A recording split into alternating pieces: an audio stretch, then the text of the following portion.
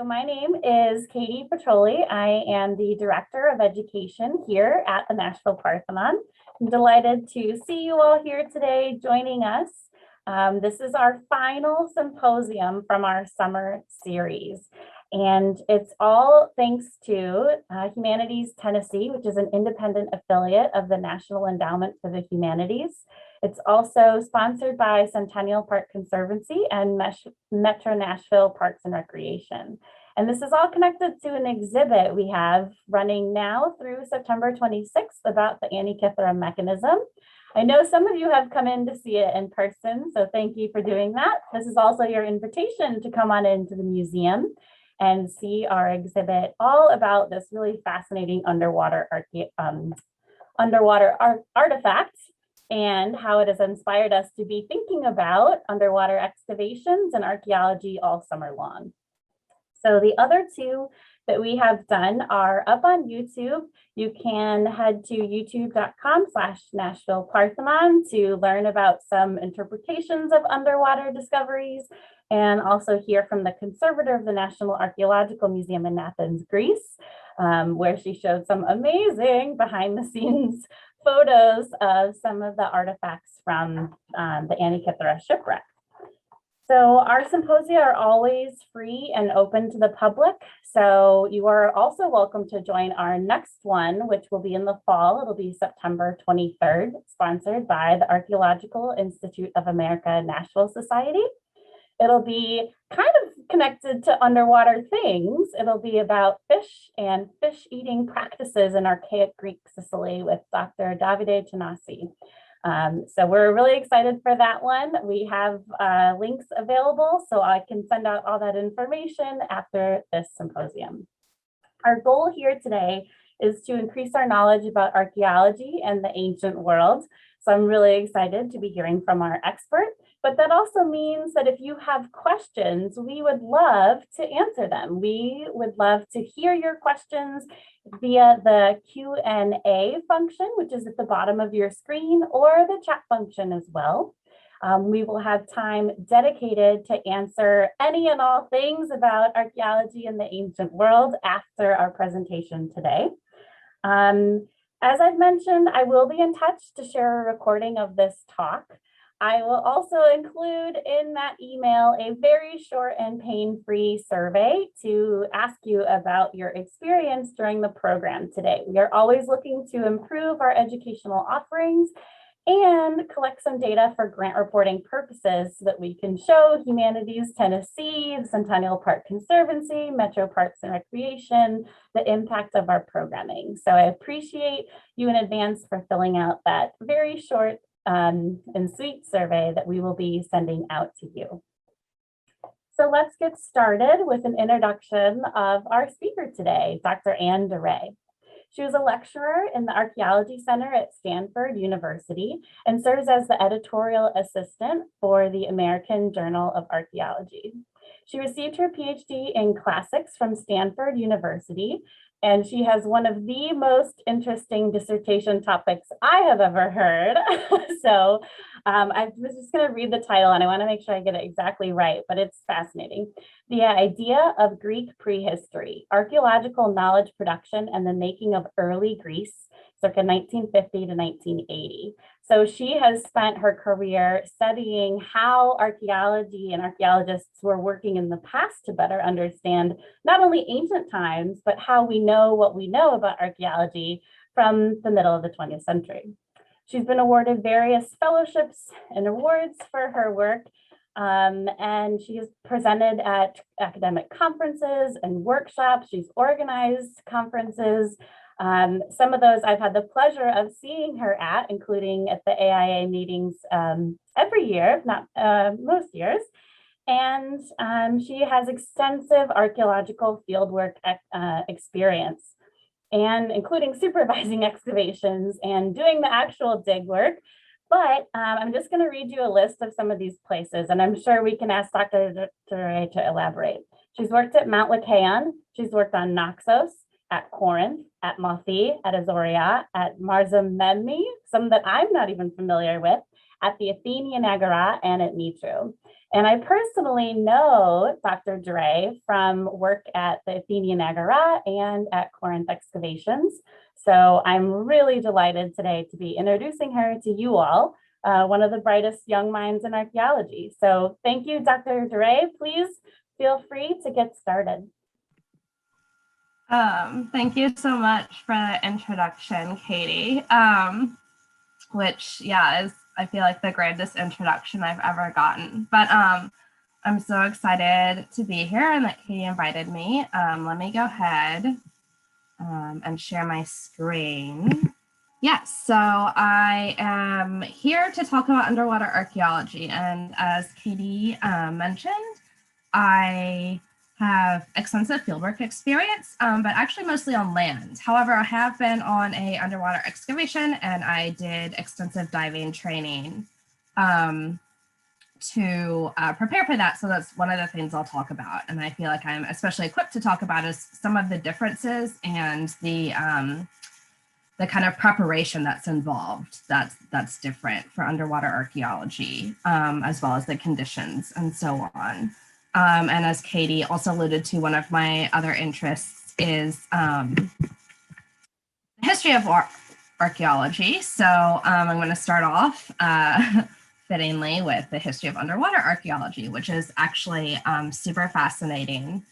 And I wish I could talk even more about it, but my goal in this is to kind of give an overview of a lot of different aspects. So here's just kind of a really rough outline of the kind of order things will go in. And yeah, so we'll start with the history, then I'll talk about learning how to dive, how diving affects your body, why that's important for archaeology underwater.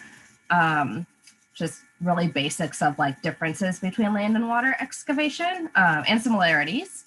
And then kind of wrap up with issues of cultural heritage and tourism. So yeah, we'll save questions for the end, but there might be a few points where you can drop things in the chat. I might ask you to look at a photo and kind of notice some hints about it, but I'll just get started. So here is a map of the Mediterranean Sea with, I left the modern countries label still in there so you can orient yourselves. But I wanted to start off with this, not only for orientation, but just to kind of emphasize that the Mediterranean and the Aegean are actually really important for the history of underwater archaeology as a whole. And here with these kind of color-coded arrows, I've pointed to a few shipwrecks that are will be mentioned in this talk, starting, of course, with Antikythera, which you may have already seen or heard about through the exhibition. And then two other things I'll mention off the coast of Turkey, the Ulubrun Shipwreck, which you also may have heard of before, and then Cape Galedonia. So yes, map. And these are approximate locations. So if anyone's like super aware of the exact locations of these, just because of scale and to make everything clear, these are approximate. So yeah, so you might recognize this photo if you've seen the exhibit.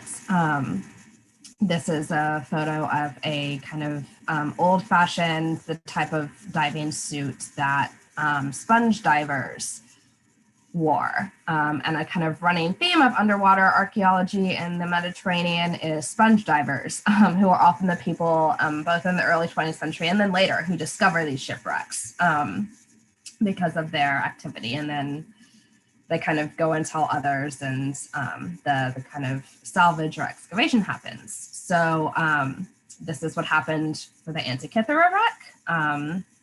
The crew discovered the artifacts, and something that's notable, and I kind of will keep highlighting in other cases, is the depth of this. So this was a 45 to 60 meters deep, the shipwreck. And those might seem like random numbers, but that's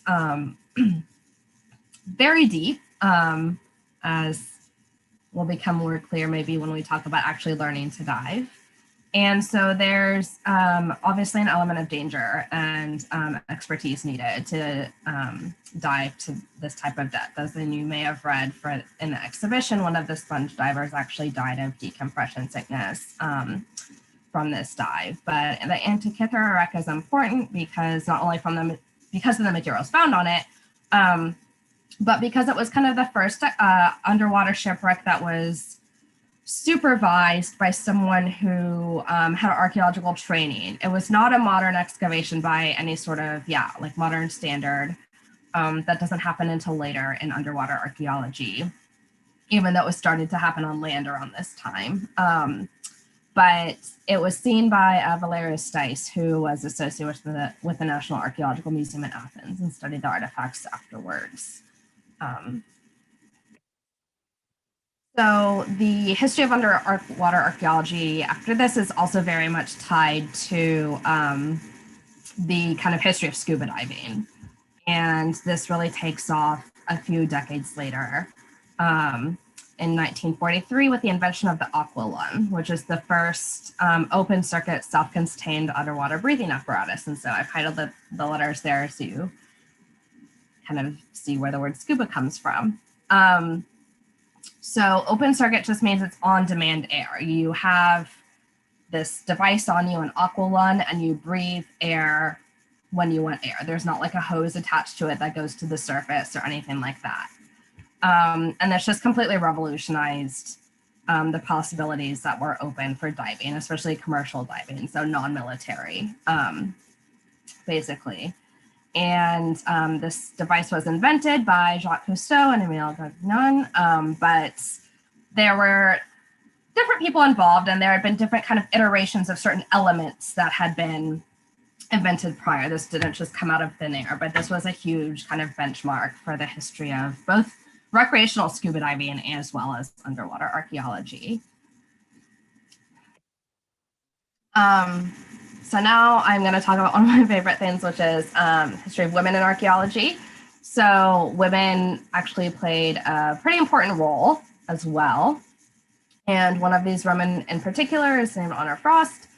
And in a little bit after the aqua lung was invented, but not with an aqua lung, Honor Frost found herself at a fancy party in Wimbledon in London, where there was a World War II diving suit that people were using to dive into a well as like a party activity, as you do. So Honor Frost was convinced to put on this World War II diving suit and descend into this well.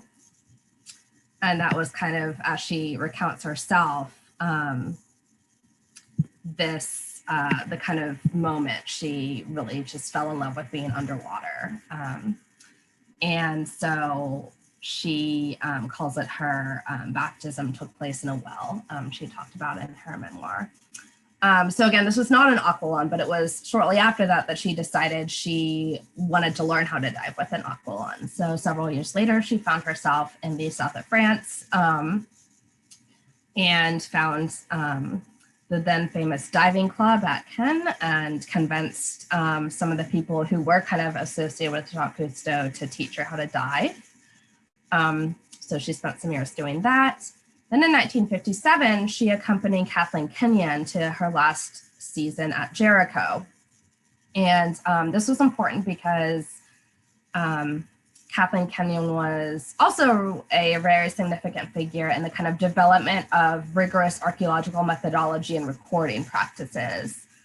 So while she was at Jericho, Honor Frost was working as an illustrator. Her education had actually been in art.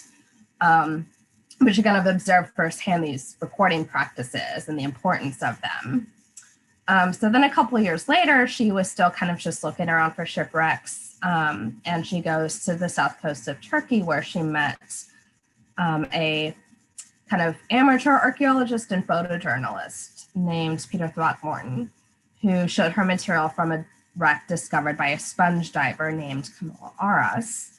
And this kind of led to the first kind of underwater excavation that was conducted at the same standards as a land excavation, which which is Cape Galedonia. So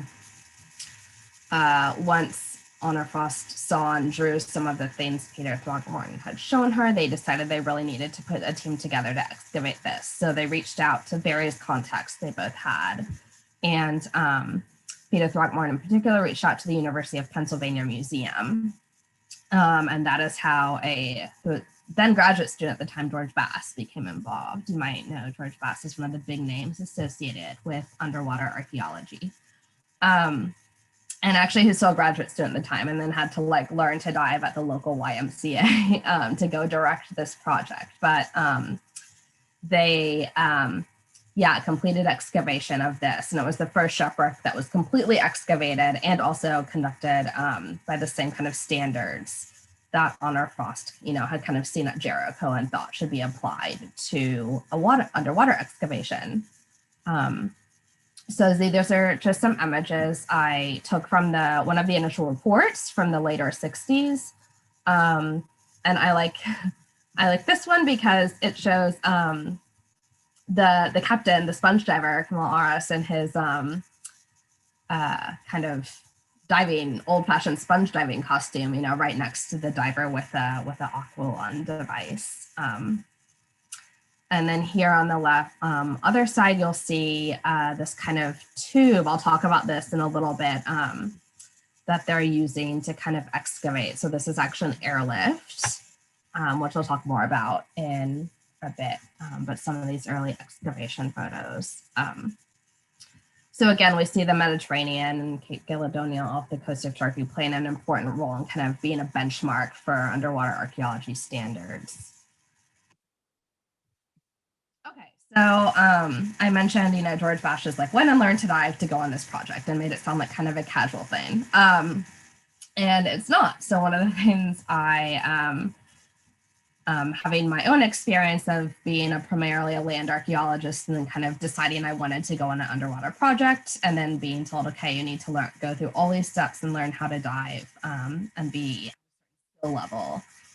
So I'm gonna kind of talk about for a little bit the basics of what you go through when you are learning how to dive, specifically in the PADI system, and relate some of that to how it's important for archaeology and doing archaeology underwater.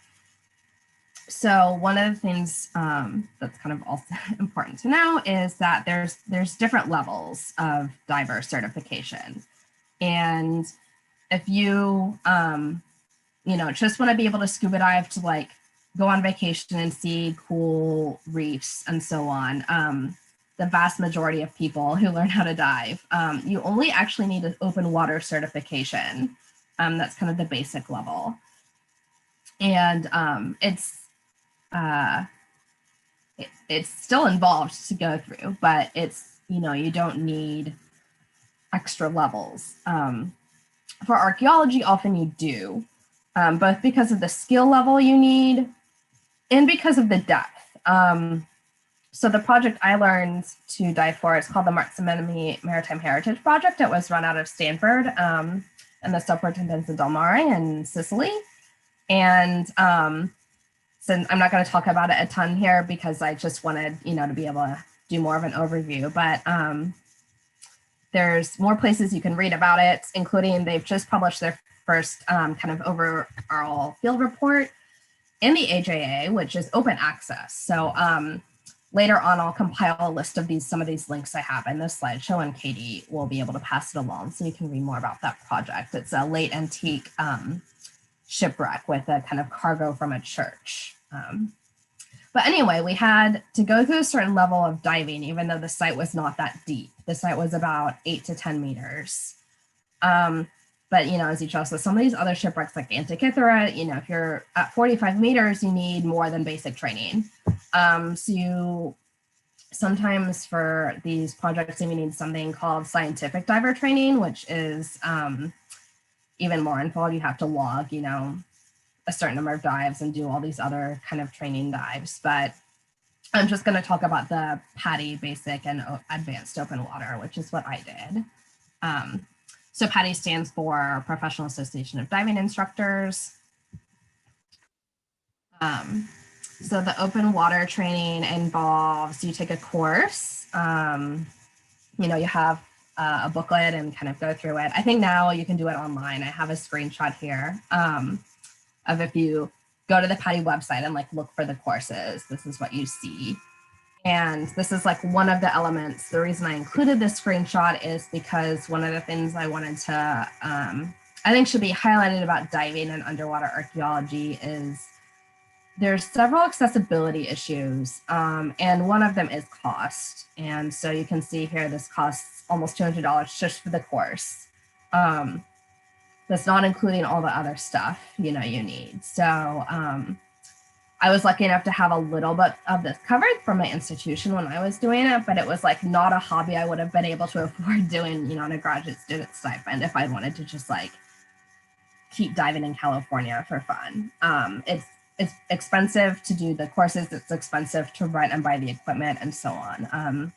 So this is kind of just something I think people should be aware of. So you take a course, then you spend a whole weekend doing pool exercises. So you learn a lot of these basic skills just in a 10-foot deep pool. And the type of skills you learn in basic open water are, just like what diving equipment is, how to assemble it, how to assemble it outside and inside of the water, how to maintain buoyancy, which I'll talk more about in a minute. That's really important for doing any type of like scientific or archaeological work underwater is maintaining buoyancy, like keeping your body at the same level, which is a lot harder than it maybe sounds. How to take off and put your mask back on, just a lot of little things. And so you do these in the pool, then you go to the ocean and do them in the ocean, which is obviously a very different atmosphere than a pool. And so for basic open water training, there is technically a maximum depth that certifies you to go, which is only 18 meters, which is not nothing. That actually is fairly deep. It's 60 feet, but it's not as deep as some of these shipwrecks are. So that's why for, and I included a picture. I actually don't have any pictures of me doing this, or I didn't save them, I don't know. But I learned to do it through a dive shop that operated out of Santa Clara, California, but then we would go to Monterey, California to do the ocean dives. And I was in Monterey this past June, just not for diving, just for, to be there because it's a cool place. But my friend and I went to the beach where we did the diving, and I was like, oh, let's just see if there's any groups. And so sure enough, you'll have to believe me because they're just little dots, but there's a group of divers here on the water, probably doing their basic open water course. Okay, so I'll talk a little bit about diving equipment. So there's a lot.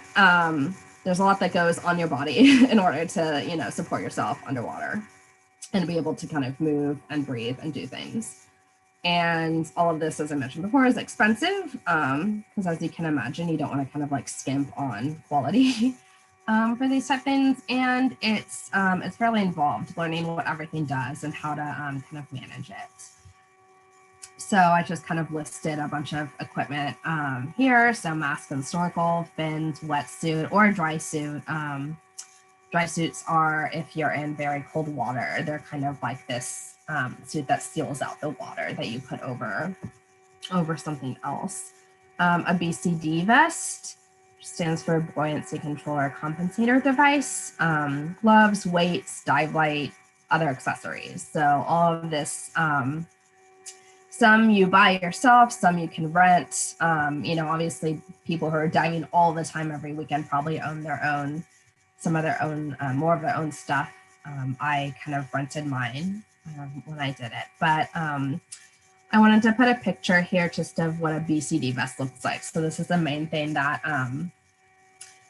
it attaches your tank to, attaches your regulator that you breathe out of, and you actually have two regulators on your vest. You have your primary and then a secondary, because obviously in case one stops working. or you are with your dive buddy and your dive buddy's regulator stops working, you want a secondary one. And then this thing here is what the tank attaches to in the back.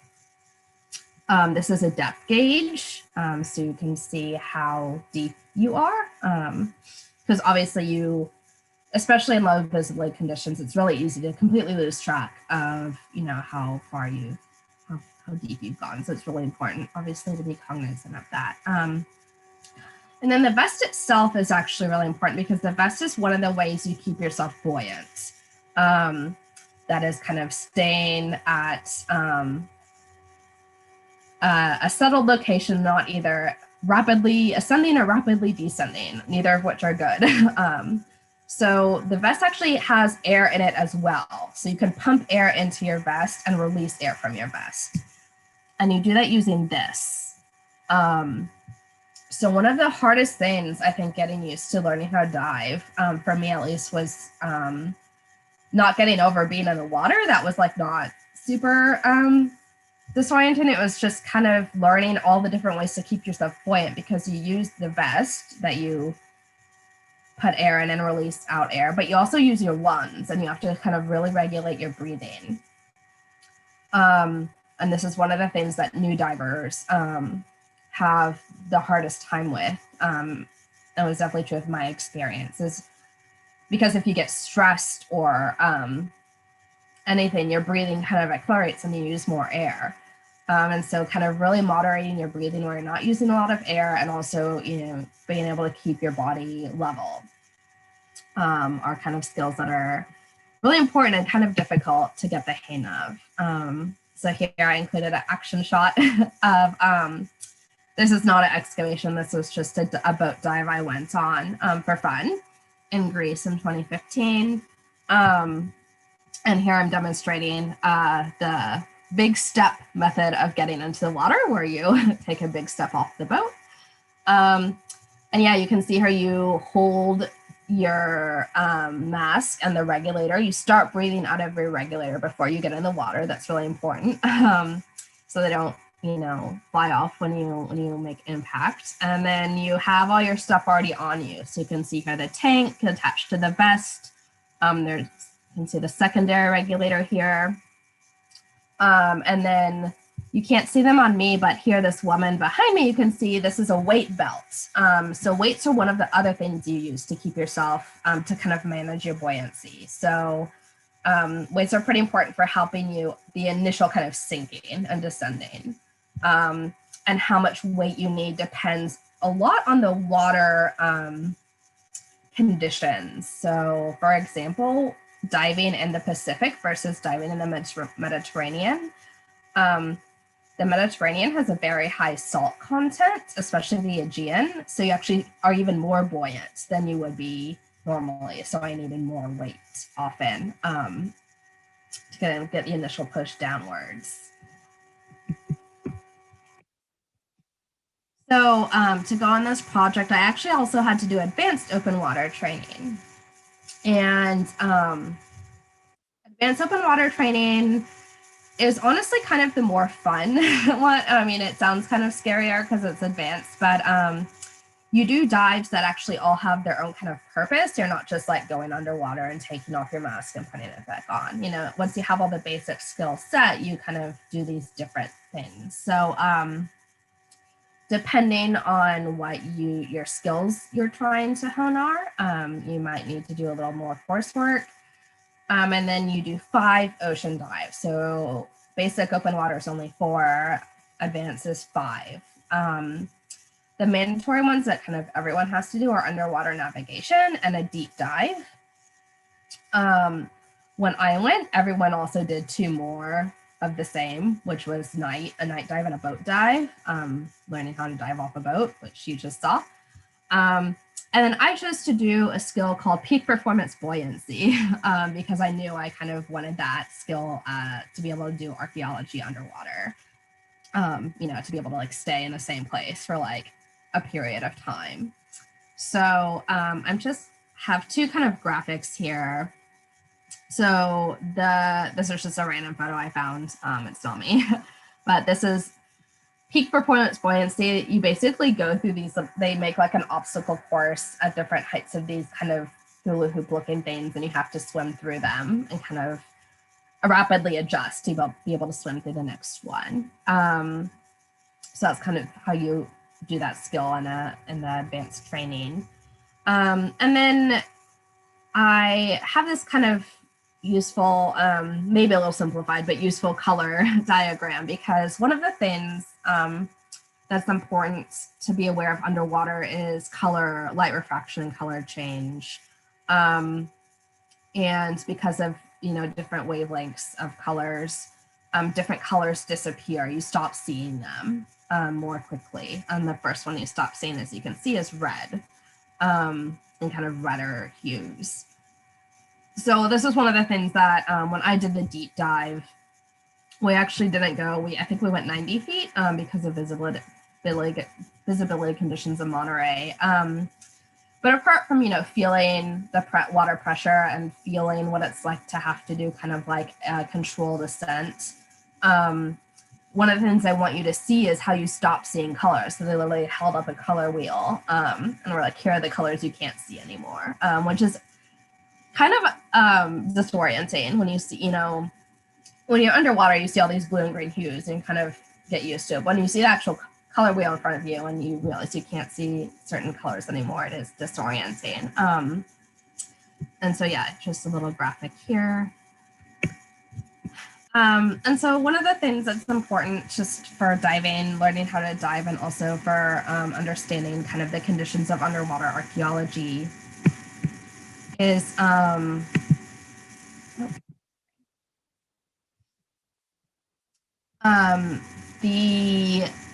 what happens to your body underwater. So not only kind of what's happening around you, but what's happening, internally in your body.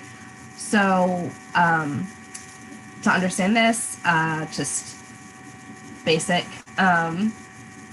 So air, the air we breathe now, is made up of several gases, but vast majority is oxygen and nitrogen. So for all purposes, we can say air is nitrogen and oxygen. It's actually more nitrogen. And your air in a scuba tank is the same, but it's compressed. And, as you're descending, the pressure also increases. So you're breathing extremely compressed nitrogen and oxygen. So too much of both of those is not great for your body for different reasons. Some people, really advanced divers, do something called Nitrox Diving, which is where you actually increase the proportion of oxygen. This requires special training because there's different things you have to be aware of associated with that, but it means basically you can stay underwater longer. And Nitrox diving is actually one of the skills you technically could do as an advanced, in an advanced course. I've never done it, but it's just something to be aware of. Nitrogen is the bigger problem. So nitrogen builds up in your body as you dive, because when you're above water and on land, it kind of can release itself. So your body doesn't use nitrogen, it just kind of absorbs and releases it. But underwater, it can't do that, but it's absorbing more and more compressed nitrogen as you're descending under pressure and the longer you stay underwater. So two things can happen. One thing is called nitrogen narcosis, and this is basically just at a depth approaching maybe about 30 meters or 100 feet, you can have, it has this intoxicating effect. So you basically, it's like being drunk. I haven't experienced it, but this is how all the kind of textbook describe it. So it can impair your judgment, give you a false sense of security, or make you very anxious, kind of the opposite end. And, none of those are good things to have while you're underwater. So this usually fixes itself as you ascend. So if you start feeling this way, or you notice your dive partner starts looking kind of loopy, the thing to do is you both kind of ascend at a safe speed, and it fixes itself. The second more serious problem is known as decompression sickness. So you might remember in the Antikythera Shipwreck, one of the divers, one diver died, actually two I think were paralyzed from decompression sickness, which is also known as the bends. So this is because the nitrogen that's building up in your body is being accumulated in your blood and tissue. And then it kind of dissolves into them. Again, the deeper you are, the longer you're underwater. So when you start ascending, as the outside pressure to your body decreases as you go up, that accumulated nitrogen can't be exhaled immediately. So it forms bubbles. And then these bubbles can get into your tissues and cause and block blood vessels, which causes pain in predominantly joints. So it's kind of why it's called the bends, or one of the reasons. And so this is really dangerous. It's one of the ways you try and control it is to honestly monitor how deep you are, how long you're there. But also ascending at a steady rate and doing what's known as safety stops. So your body has time to kind of adjust, and some of the nitrogen can just be like absorbed and dissolved again. One of the other things is that once you get to the surface, you still have residual nitrogen in your body, and this needs to kind of, you need time for this to all kind of be released. And so I have these complicated tables here. Now, mostly people use dive computers to calculate this, but I won't go into great detail. But basically, these are ways, these are, you know, people have come up with formulas to try and calculate your pressure group, depth, and time. So say you want to do 2 dives in one day, which is the usual practice on an archaeological project, underwater projects usually are doing multiple dives, depending on the number of people there. You still have residual nitrogen in your body, so you actually have to take that into consideration for your second dive. So you actually can't go as long. You have to be out of water, then you can't go as long as the second dive. So this is basically a complicated way to figure that. It's not complicated, but it looks complicated, a way to figure all that out. But of course, as every diving manual will tell you, an instructor, this is based on a formula. It's not, you know, you can't know for sure that how it'll affect your body. So it's best to just stay within the limits, well within the limits. So this is one of the things, all these things that the effect diving physically has in your body. That's important, I think, to understand.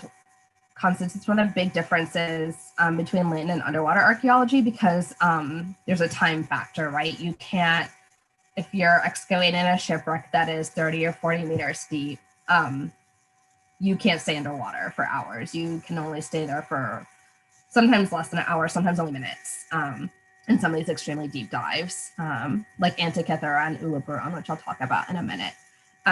So that really affects how you have to plan and kind of conceive of what you're doing while you're underwater, right? So I kind of wanted to, I'll briefly go over some of these differences and methodology. But the kind of go back to a land situation.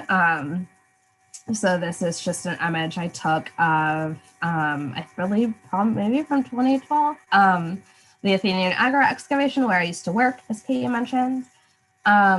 And this is kind of an all-purpose archaeology photo. So I don't know if I can make this. I think this will work. If people want to drop in the chat, you don't have to know anything about archaeology. If you do also, that's fine.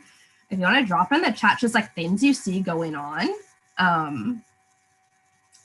in this photo in terms of archaeological excavation. Yes, ladders. Stratigraphy, yeah. Surveying, yeah. What about, you can see someone over here at a desk. Digging, yes, important, digging. Yeah, observation, writing. Okay. Great, yes. These are all good. Yes, record keeping, that's a good one. So these are all great, and basically what I wanted people to get out of this photo. So land archaeology, or all archaeology, right? You want to involves different forms of recovery. People maybe most predominantly think of excavation. You know, there's other methods like survey, which is don't have time to quite talk about, but in terms of excavation, the importance is not only to, you know, recover artifacts, but also to recover them in a way that preserves all the information you need to interpret them, including the context. So that means you need to know location, the kind of contextual information, like the types of deposits they were in, things that can help date them, and so on. And so to do all of this, you want to maximize the way you record information by having really precise ways of recording it. So here, yeah, someone mentioned surveying. This is a total station, which is what Agra uses to kind of locate different points in geographical space. So you can shoot in finds, shoot in contexts, and you have a kind of absolute location within the geographical space or site plan of where, you know, these things are. Yeah, you can see here someone's recording. Excavating, obviously you remove dirt, you put finds in a bucket, you put the dirt somewhere else. Yeah, Katie mentioned ladders. Obviously, I hadn't thought of that, but they're obviously in the photo, and yeah, it's like obviously, you know, a way you descend into a trench versus, yeah, the kind of underwater descent. So yeah, all different things going on. And here, just some more photos of some of these representations. So this is a old Agra excavation notebook from the 70s, actually, but I just like it because you have kind of all different things. You have recording, photo, and a drawing. Here are some buckets full of pottery. Here's digging with a trowel. So basically, some of these are the same underwater and some aren't. So underwater, you similarly want to locate yourself in geographical space and locate the things you're recording and taking away in geographical space. So you have some sort of grid system to record as you do. I guess that's the one thing that's not super visible in the Agra photo. The Agra has a grid, but you can't see it in that photo. But you set up a grid system underwater. You have ways of recording. Obviously, you can't use pen and paper. So here, I should have done these kind of reverse. So yeah, here's someone recording. There are these kind of special boards you can use. You obviously can use pencil. And there might be special pens. We use pencil at Marxim, so that's what I'm used to. And then here you can see actually a big grid and then a smaller grid within that to get even more precise kind of drawing and recording of what's going on. You can take photos. And the same, obviously you need an underwater camera versus a regular camera. And then you excavate. So again, the difference here is, you know, when you're digging on land, you can just like make a dirt pile, dump your dirt in a bucket. Not quite the same underwater. It's the same principle in that you kind of want to dig and remove soil around an artifact to recover the artifact, and then remove the dirt. And there's two ways to remove dirt, and they both involve suction. So one is an airlift, which is actually what you saw in the Cape Galedonia photo. An airlift is operated from above and involves a rigid tube in which air is injected from a compressor on the surface, and then air rises to the surface. There's suction created the bottom. So you kind of hold this over and direct the soil up into it. obviously you don't just kind of vacuum everything up, obviously, because you want to recover the artifacts and be able to record the context and everything. So you hold it about 20 to 30 centimeters away from the soil you're actually trying to get at, away from the surface that's being excavated. The other thing that's used is called a water dredge. So these actually operate horizontally, and it's the same principle, but water pumped instead of air, but also create suction. These are cheaper generally to have, and you can also, they're more easily maneuverable in a way because you can attach these, you can see here, these plastic tubes to the end of them. So you can kind of wrap these around and have them go where you need to kind of extend reach and increase mobility. So yeah, more recording. And then, yeah, the time factor, you know, at the AG, our workday was, 7 hours with a few breaks here and there. That's typical of most digs in Greece. You go to work, you dig for 7 hours with a 30-minute break here and there. Underwater, that is not, even at Marxim, which was only about 10 meters deep, we would only stay under for about an hour and then maybe do a later dive. But it's something like Antikythera Ulubrun, where you're 45 to 60 meters deep. You can be down there maybe 10, 20 minutes. And just think about the difference and, you know, what you're able to do. You can't kind of sit there and think about something the way you can on land. You kind of have to really have a purpose, be able to keep your body buoyant, to do what you're doing, and then ascend, leave enough time to ascend slowly, so you don't get decompression sickness. So kind of like wrapping up in the next few minutes here and kind of go through what do we learn from underwater archaeology. And so one of the other big differences between land and the water is some of the types of materials that are preserved. And wood doesn't preserve well underwater, but it preserves. Sometimes it doesn't, depending on environmental conditions, but as opposed to land where it will, you know, 2,000-year-old wood will disintegrate in Greece, for example. Underwater, sometimes wood is preserved. So you can actually, ships are preserved sometimes, or parts of them. So you can learn sometimes about ship construction. You can learn about the cargo, obviously what was on the ship. Shipwrecks are kind of the snapshot of a whole host of things of what was on the ship. And cargo tells you not only about, a lot of people talk about trade, which then allows you to talk about the ancient economy, and kind of different contexts, but also just general experience of seafaring. I have a colleague at Stanford who just did a dissertation on this. But underwater, it's not only shipwrecks. There's also sites, because some, you know, things that were on land in ancient times are now underwater because of the shifting coastline and so on. So kind of whole host of different things.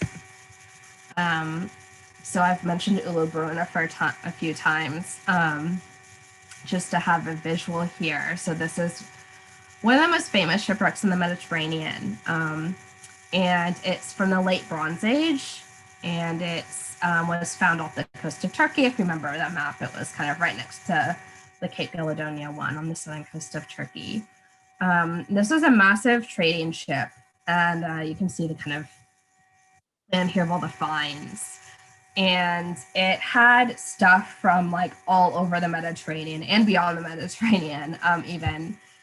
And there's still debate about where it started and where it was heading when it sank, but there was just things from the Levantine coast, things from Turkey or ancient Anatolia, some stuff from Greece, from Mycenaean Greece, just all sorts of things. Here's a kind of mock-up artistic rendition of it.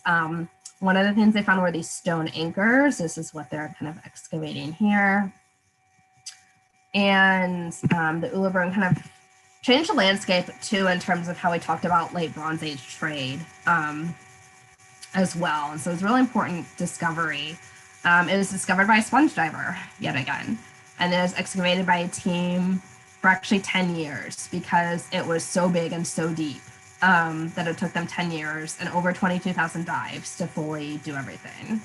And I think some parts were maybe too deep to even, it was about the same as Antikythera, was about 45 to 60 meters deep.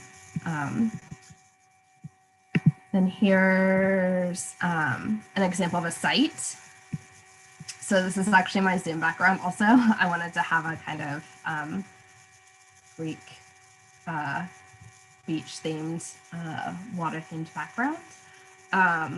So this is a site called Pottery, also from the Bronze Age. I have a Bronze Age bias. I'm a Aegean prehistorian at heart. So Pottery is a site that is was on land in the Bronze Age and is now underwater. And here you can just see, kind of make up some of the walls here. Here's a larger plan. You can go to their site and kind of read more about it. This will be included. I'll include this in the links that are sent out. And Pottery is pretty shallow. I actually went there with a friend a few years ago and we kind of snorkeled around. But it's, and you can see some of it, but it's only about, I think like 2 to 5 meters deep, depending. So it's not as deep as some of these other shipwreck sites. And this is in southern Greece, in the Peloponnese. And I kind of wanted, sorry, this is kind of a lot of text, but to just touch briefly on issues of like ownership, preservation, and tourism. Yeah, who owns underwater heritage? So in the case of some of the shipwrecks we talked about, they're actually kind of securely in what we would call a territorial sea of the country, in which case the country has control over it. It becomes a little more tricky when it's in what's constituted as like an international water, and there's all sorts of maritime law attached to this, like salvage law and all of this stuff. But for the purposes of archaeology, the so-called law of the sea, clearly states the coastal state can regulate activities relating to heritage and territorial sea and a contiguous zone, which is up to 24 nautical miles. And then recognizing that there's kind of maybe more enforcement needed or more kind of explanation needed. During the 90s and in the early 2000s, ICOMOS, which is, now I'm forgetting the abbreviation, International Council of Monuments and Sites, and the kind of International Law Association drafted a proposal to regulate underwater archaeology, and this was adopted by UNESCO. You can read it on the link at the bottom, and then brought into force in 2009, although I think there are some, not everyone signed off on it. Brought into force just means the majority of the states parties kind of agree that this is now the rules they abide by and vote on it. So obviously, just like, regular ancient and historical sites and objects of importance, different countries try and showcase their underwater heritage in various ways. And this can take place both on land and underwater.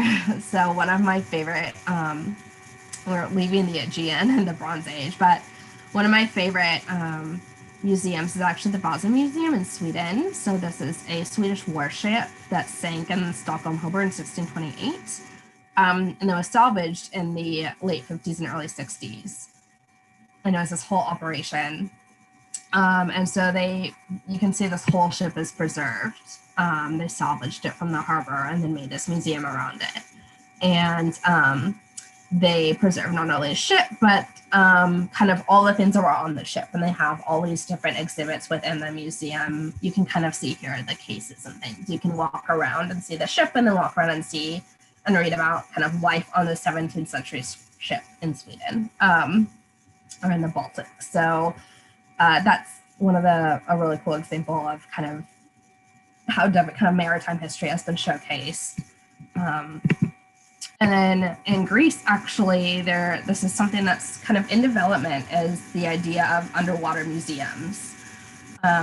So this is one that actually I believe just opened this past June or July, off of Alonissos, the island of Alonissos. It's a 5th century shipwreck, and as you can see here, quite a lot of these are amphoras or wine jugs in their wreck, and they've kind of made it.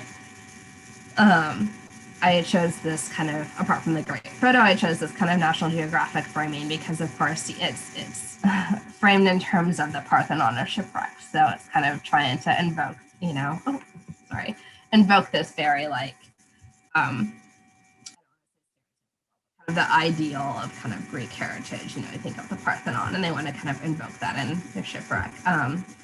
It's from the same date roughly, so a little similar, but yeah, this is actually kind of deep. It's about 30 meters. So everything I read about it said you have to be, it doesn't say advanced training, but it just says like qualified diver.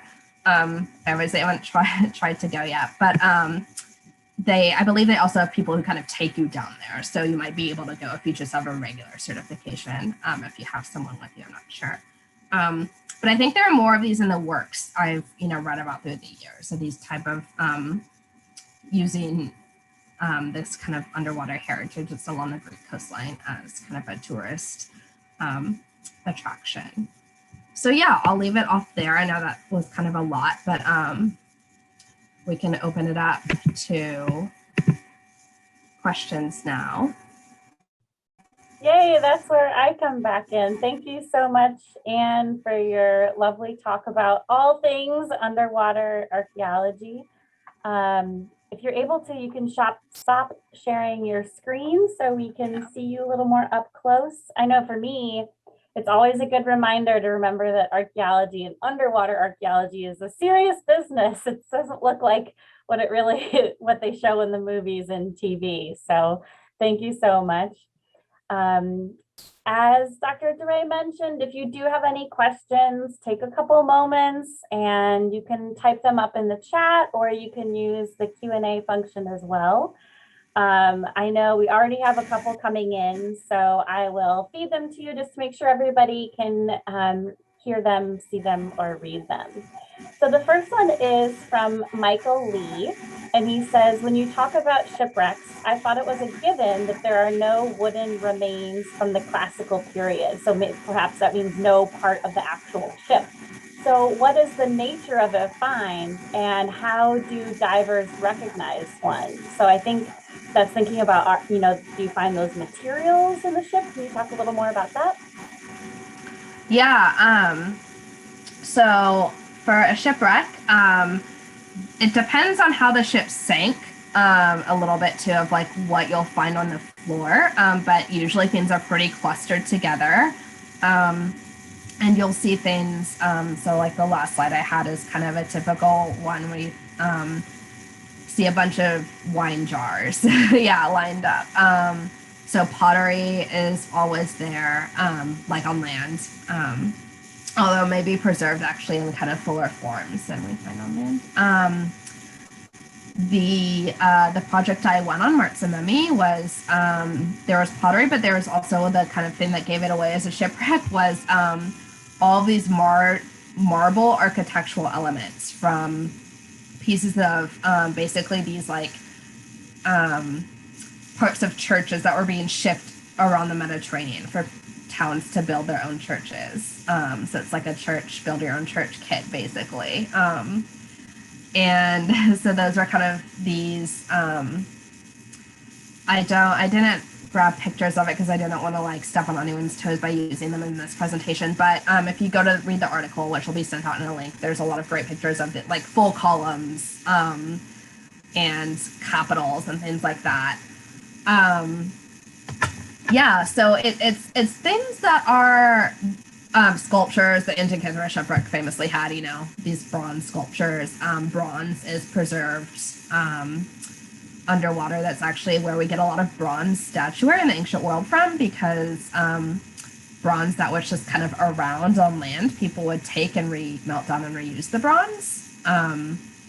So yeah, sculptures. So it's kind of usually pretty obvious objects. That's why these sponge divers who find them are like, oh, there's something down here. So yeah, and then the ships, fuller ships were more commonly preserved. Yeah, and like later, kind of later contexts as well. But sometimes earlier, the wood, it really depends on the water conditions. So for the Cape Galedonia one, the wood was not preserved because of wood borers, which are these like marine organisms. But yeah, as on land, it just depends on water conditions. So yeah, I hope that answers that a little bit more. Yeah, I think so. Thank you. We have a question from Julie Petku in the chat, and she asks, because the artifacts have been in salt water for centuries, how do you stabilize them after removal? Or do you even have to? Can you talk about if you've done that at sites? Yeah, so I would have to defer to a conservator for kind of different things. But in my experience, yeah, one of the things that is different about artifacts that you find on both land and water, so something like pottery, sculpture, fragments, they will look really different underwater because they have all these kind of like concretions and kind of different marine elements attached to them. So yeah, sometimes you kind of put them in some kind of solution.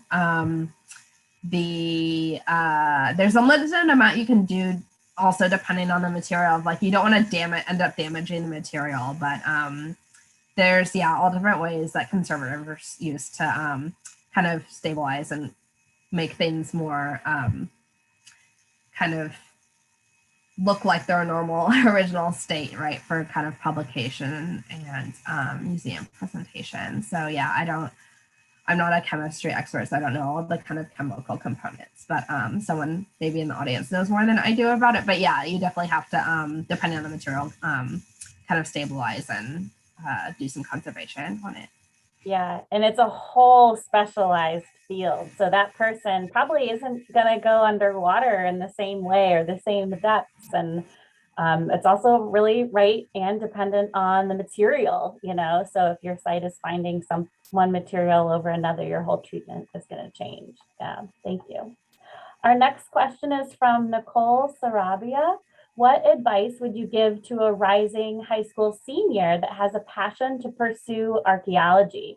I know the odds are hard and slim, but I'm devoted to it, and I really want to have that as my career. Oh, wow. Yeah, this is a good question. I don't know if the path I took would be the one. Yeah, I would say it's important. I don't know if I would have done over where I went to college. You know, I liked where I went to college, but it's helpful to go somewhere where you can have opportunities to go on excavations. And this gets back to this like accessibility cost issue. And that if your college doesn't run its own excavation, you often have to pay to go on field schools, which is a huge problem and not super ethical, but it's kind of how the system works right now. But yeah, a lot of these like larger programs, like for example at Stanford, as an undergrad, the undergrads in archaeology at Stanford could go on any of the Stanford projects for free and gain experience that way. And so I think that's something that is definitely I didn't really know to consider when I was interested in archaeology as a high school senior as well. So yeah, that's really important. And yeah, just gaining experience to the extent you're able to. And yeah. Thank you. Our next question is from L. Bendict, and they ask, are there many underwater archaeologists trained on land first? Is that sort of the trajectory?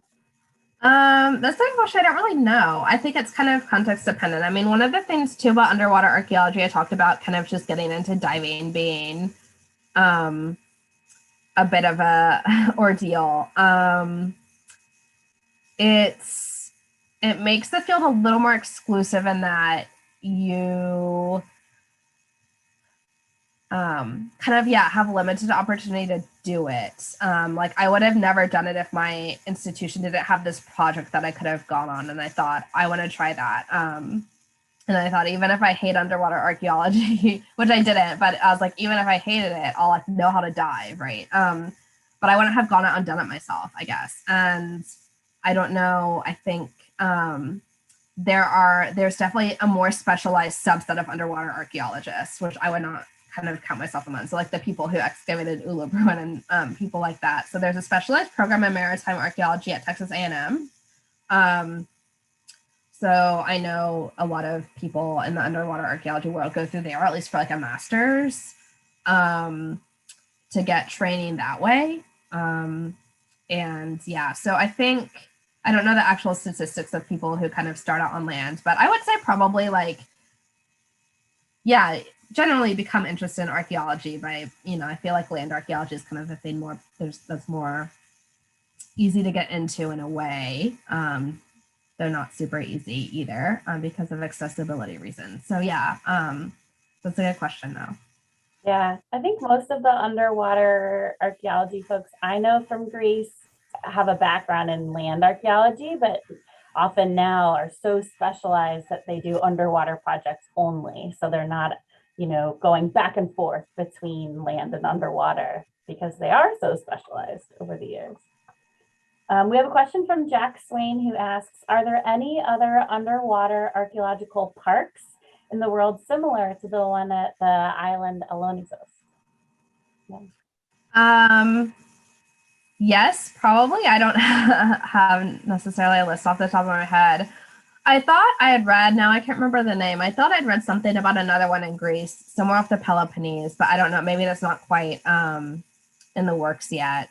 Yeah, I think I've heard of one where they're making an underwater museum of sorts. Yeah. Someone in the chat says there's one in Pompeii. Yeah. Pompeii. There's also a difference between, so something like being designated officially an underwater site you can visit versus something like Pottery. You can go get your snorkel and go look for it, right? So a lot of that, is something that's possible. Yeah. And I think there is a shipwreck site connected to Captain Kidd off the Dominican Republic as well. That I don't know if it's officially a cordoned off site yet, but it's a place like that where you can go and view it, and they want to eventually make it a protected site with interpretation and panels. So, I mean, this is a very new field, as you explained. So these things are kind of changing. Mm-hmm. We have another question from Michael Lee. For those of us who want to get more involved in an excavation, what course would you recommend?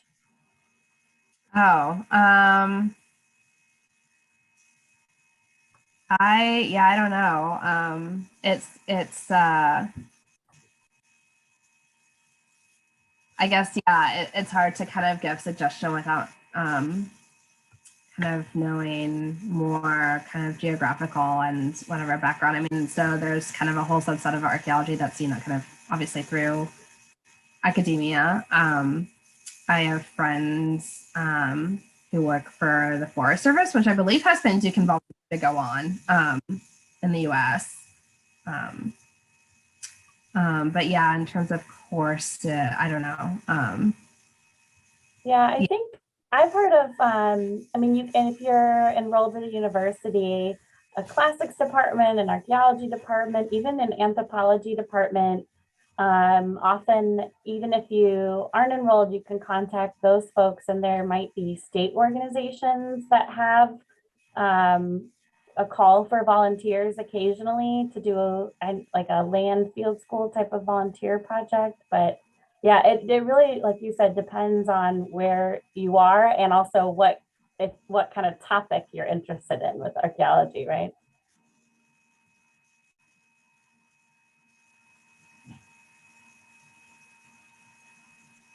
Let's see. We have another comment that came through in the chat about the science of conservation, removing the concretions, those sediments that build up on the outside of artifacts, and the different tools and methods to reuse it, including reverse electrolysis, which I know I've seen that done before for a large cannon, and it takes years and sometimes still needs to be immersed in water.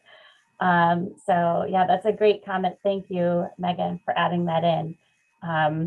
So that was a great reminder that, there's underwater archaeology, but then you can go deep into specializations within that as well. We have another comment that says, will you include a link to the exhibit in Nashville that we mentioned? Yes, I will for sure do that when I email this out. We have a digital exhibit available on our website. If you're in town or around town, down this area, you can come see us in Nashville, the Athens of the South. You can come see the exhibit in person. It tells the story that Ann spoke to as well of the probably most famous artifact from the Antikythera Shipwreck. So I'll give you all a couple more seconds. If there's any last things you're wondering about underwater archaeology, about the ancient world, you're more than welcome to ask. So take some time and feel free to submit any last questions before we sign off.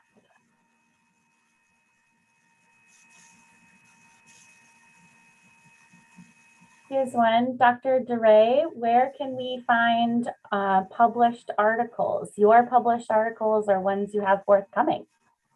Oh, I have not published anything yet. I'm working on a few things now. On my academia page, I have some conference abstracts, some conference papers I've done. So kind of really short summaries. I don't have the whole papers up, but yeah, hopefully I'm actually working on a few things right now that will hopefully at some time in the next year be submitted for publication. They're not about underwater archaeology. They're about kind of race science and Aegean prehistory in the late 19th and early 20th centuries. But yeah, forthcoming hopefully.